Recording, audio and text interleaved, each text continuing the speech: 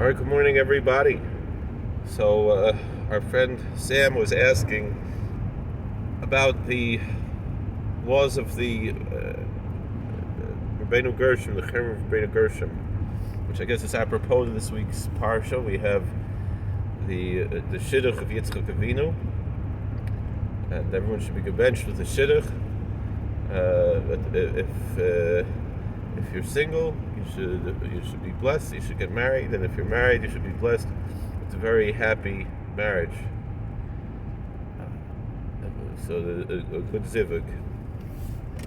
And anyway, so we see Yitzchak Avinu was monogamous.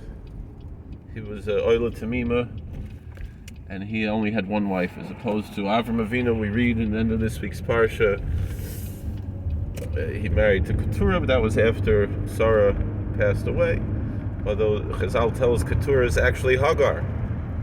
And so then he was married to Hagar earlier. And then of course we know when we come to Vayetze that Yaakov Avinu, that Jacob, had 4 wives. And throughout the biblical narrative we see polygamy among certain individuals, mostly kings. On the other hand, once we get to the time of our sages, the times of the Talmud, it's pretty much unheard of by that time already for a man to have more than one wife at the same time. There are certain narratives that indicate some sort of arrangements that might have been made that were never actually consummated in order to protect a person from sinning, and also these were not known to be widespread, but rather really only one individual. So this question of polygamy in these days, it really is something that not only doesn't fit really in the 21st century, it didn't fit in the first century, either in the Common Era or before the Common Era. And even in the times when it's mentioned in Scripture, it was something that was particularly rare, even if it was permitted. Now, on the other hand, other people are saying, in the 21st century, things are different, and therefore,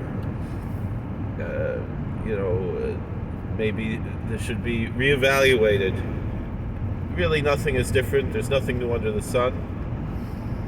People have weaknesses, and nonetheless, in the normal society, this is not how we operate, and it's nothing discriminatory to say that this is what's normal, that monogamy is the normal path. If anything, Judaism, as it's practiced, is more liberal than many Christian denominations in that we don't see divorce to be sinful, although we see it certainly to be a sad thing. We see it to be an unfortunate thing, but sometimes it's considered to be the right thing to do, and there's no qualms whatsoever about remarriage after divorce, with the exception of a woman going back to her first husband after being married to a second husband. And that is involved in this same idea of the person not engaging in these types of immoral types of activities, perhaps within the realm of the law, is how one might view it. Is that, and a major reason for a lot of these things, including what we'll talk about, the prohibition that is practiced and has been practiced for a long time against practicing polygamy or polygyny, is that someone is the termination of paternity. A person should know who their father is, because otherwise they could marry their sister or their brother, which is of course totally forbidden. Meaning, if it's a half sister, half brother, they might not know the father, they'd only know the mother. And that's a concern why it's so important to be aware of paternity and to determine paternity within the Torah's viewpoint. So just to be clear, in ancient times, a man was allowed to have more than one wife at the same time, but a woman was never allowed to have more than one husband at the same time, but she would be allowed to have at different times. And this, of course, also is linked to this issue of paternity, meaning if a woman has multiple partners at the same time, then it's impossible really to determine paternity in a simple way. Today, there are blood tests and so forth, a different story, but still, the law doesn't change because of the new technology. Because that's not the only reason. There are other reasons as well, including the simple fact that you're taking another man's wife. The other issue is, and so it's adultery, and that's why it's a capital offense, because and there's a difference between if the married partner in an adulterous affair is the woman or the man. Meaning, if you have a single man with another man's wife, a married woman, that's adultery, and they're both liable to the death penalty if it's, with, like we say, Eidim v'Hasra, with witnesses and mourning, which in the practical sense is something that we don't have. Meaning, even the Christians talk about their story with a woman who was accused of adultery, and Oisa Ish, according to the record that they have, told this woman, "There's no one here who condemns you. Go and sin no more." Even though that record that they're saying accuses the Pharisees of being the ones who are going to stone this woman, it was more likely, if such a story took place, that would have been the Sadducees who would take something, because the statement of Oisa Ish is pretty much the rabbinical ideology, or for at least colloquially what they would say the Pharisaical ideology, meaning that within the Talmudic law, even though it's a very grave sin and one is liable to the death penalty, practically the death penalty would not be given. The practical thing is that generally a man is forced to divorce his wife, although even with that, again, there needs to be a clear witness that these two people are going to a secluded place together, and so then one could assume that they're committing the sin. And so in general, these things, they just don't happen in a way that one would even be required to divorce his wife if if the couple wanted to maintain the relationship after an affair. We don't take the wife's word for it. That's the Talmudic statement. Someone has to be condemning her, even to force a divorce. And since in general these things happen secretly, and they're not, if God forbid they happen, they're horrible, horrible sins.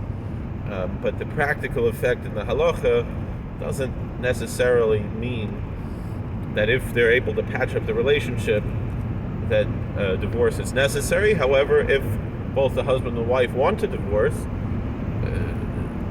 it's not frowned upon. It's perhaps the proper thing to do. I know a lot of people talk of staying together for the children and so forth. Different things to talk about there. As far as if a husband commits adultery, colloquially speaking, a married man, if he's with a married woman, so then obviously they're both committing, another man's wife, they're both committing a capital sin. If he's with a single woman, so that is what we would call in English fornication, which is a sin, but it's not a capital sin, but it's still a sin because they're committing this sin out of wedlock. And also, when we're talking, also probably more important than the issues of marriage within Judaism, are the issues of the laws of Nida. That a woman has to, after she has a period, she has to count 7 clean days, so that means it's probably about 11, 12 days that they're separate, and then she immerses in the mikveh. There's a lot of laws behind that. And even for a husband and wife to be together without that, it's a very grave sin.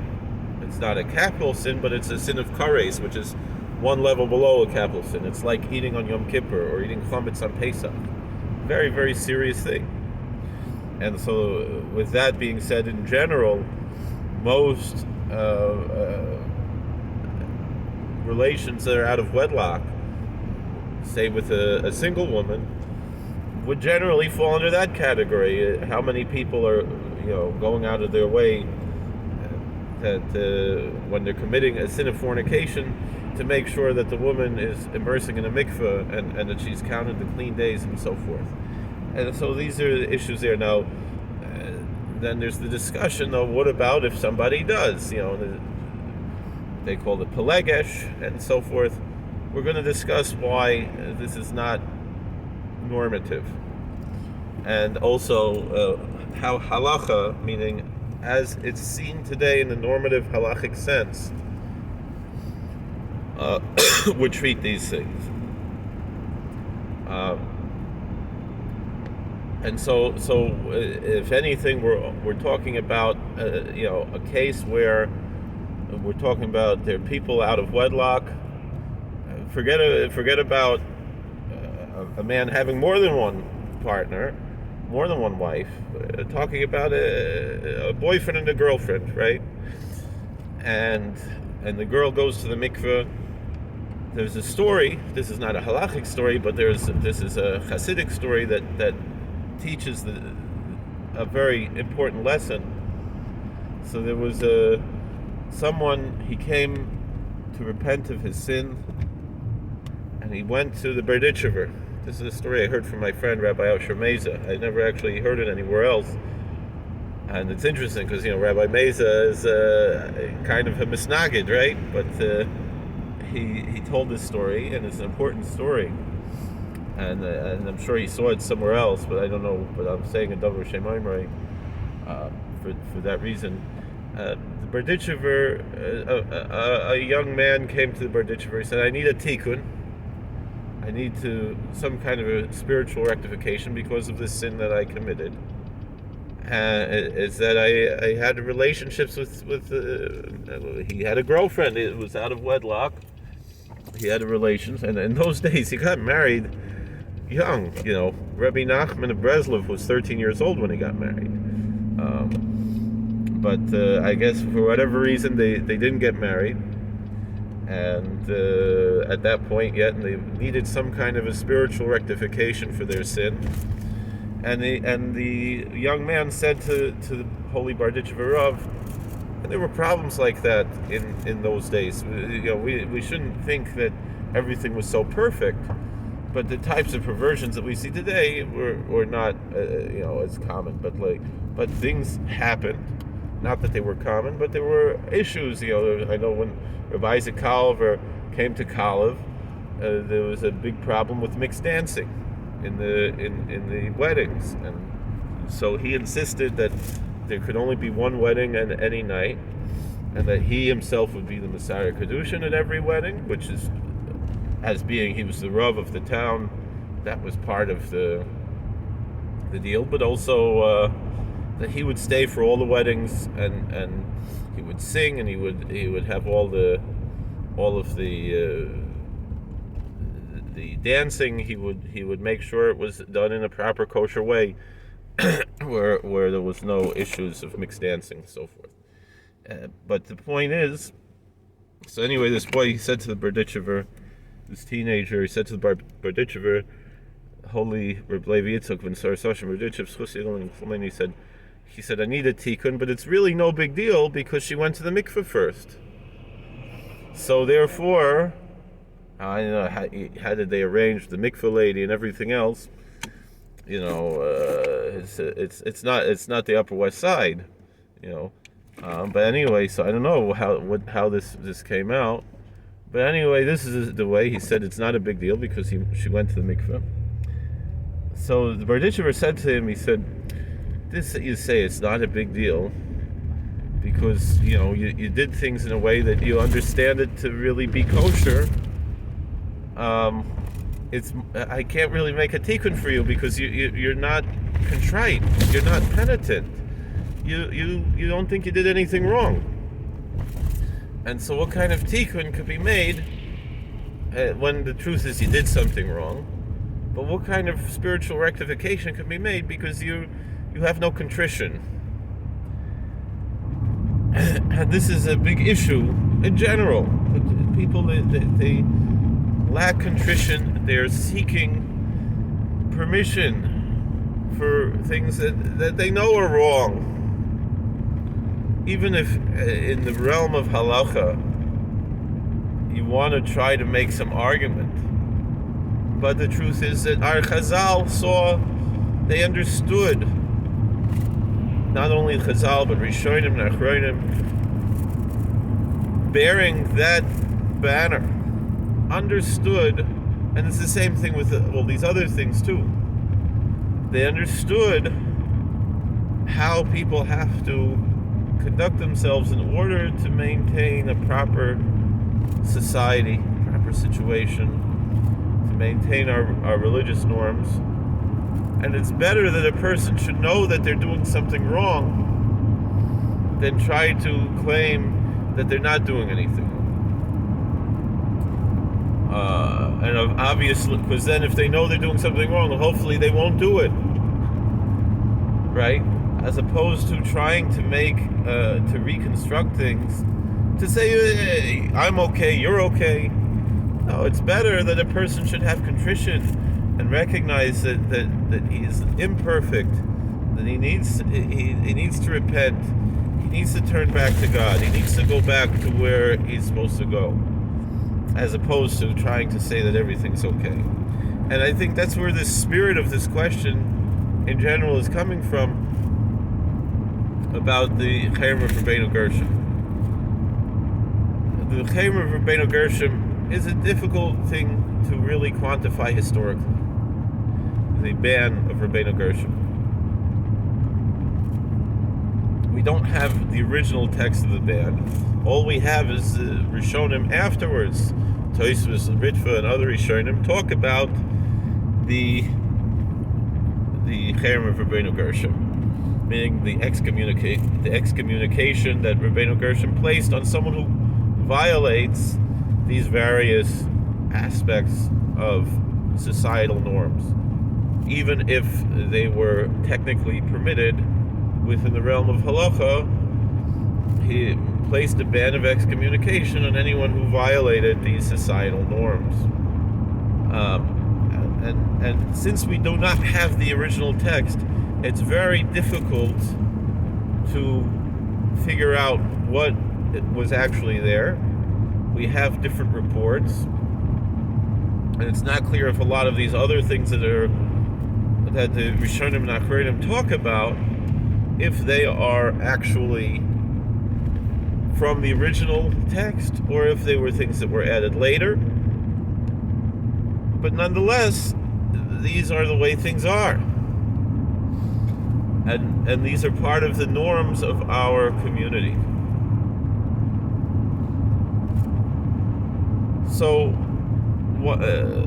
basically, the ban of Rabbenu Gershom are as follows. One is that a man should not marry more than one wife. The other is that he should not divorce his wife against her will. And the third one is we shouldn't read someone else's mail. So we'll leave out the one about reading someone else's mail. We'll talk about the other two, which are really connected one to the other. So in any event,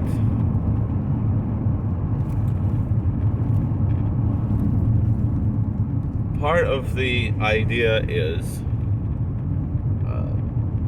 that, the claim that's often mentioned is that either the Chayim of Rabbenu Gershom was only to last for 1,000 years, or, which is what's popularly reported, or what we actually have is it really was only supposed to last for about 250 years or 200 years, something around that. And so it's been long. People would assume, based on that statement, that either since we're already 1,000 years out of it or 200 years out of it, that it's over with, and so now it doesn't apply. However, even let's say whether it was 200 years or 1,000 years, the fact that the people continue to practice this give it the same halachic force as it had when it was originally enacted. And also, we have a general rule that you cannot nullify the rulings of a previous Bezdin unless you're greater b'chochma v'minyan. You're greater in wisdom or in number, and both wisdom and number. And you need a larger Bezdin, and you need a wiser Bezdin, which we don't have because of Yuridus and Daros, because the generations have gone down. And with that being said, therefore, there is no nullification of the Cherem of Rabbenu Gershom, because we don't have the stature to do that.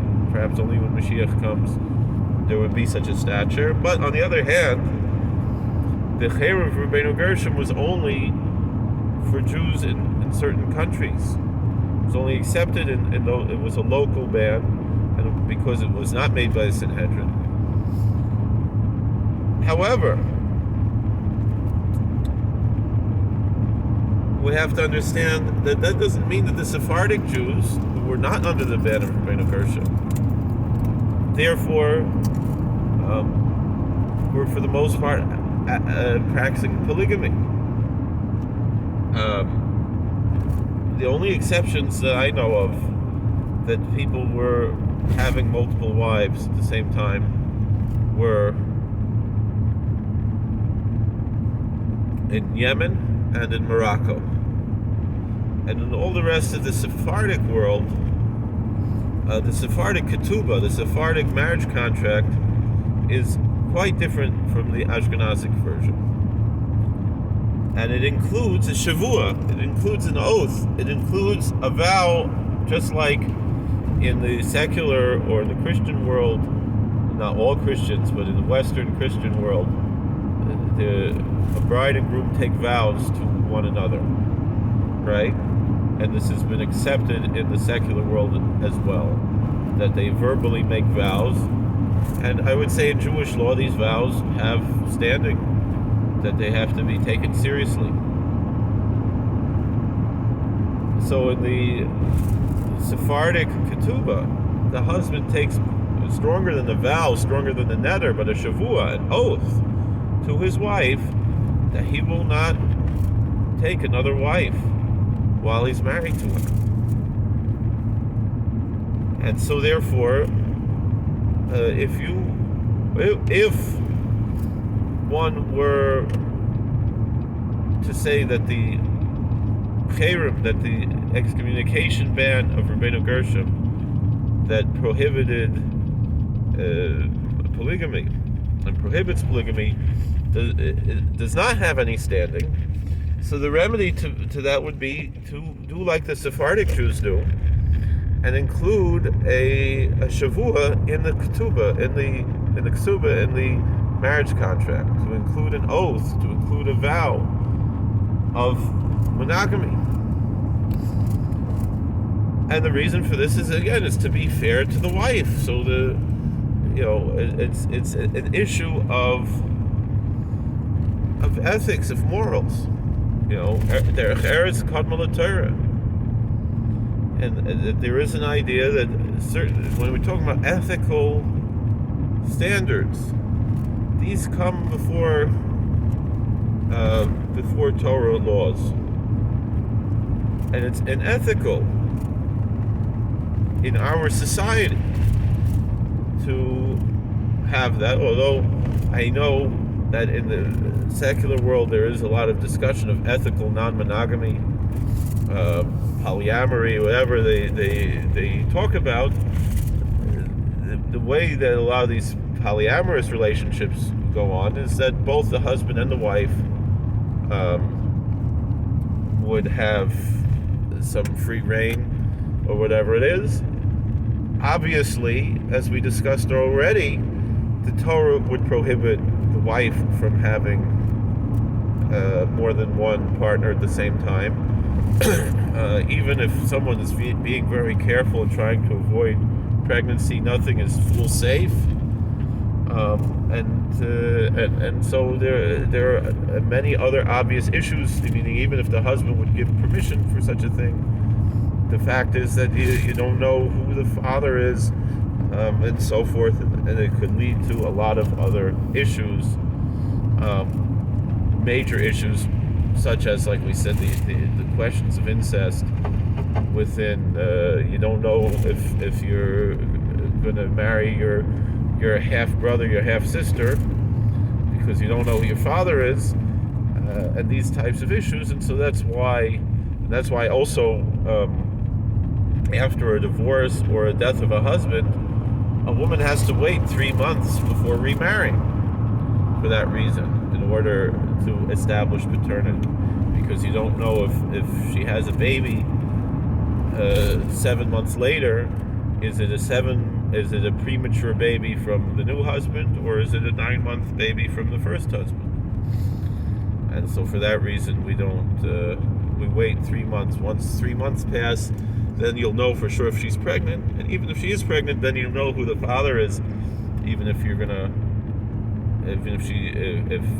is single now, she could marry someone else as long as she's already 3 months pregnant. Or if she's not pregnant, you would know that within 3 months.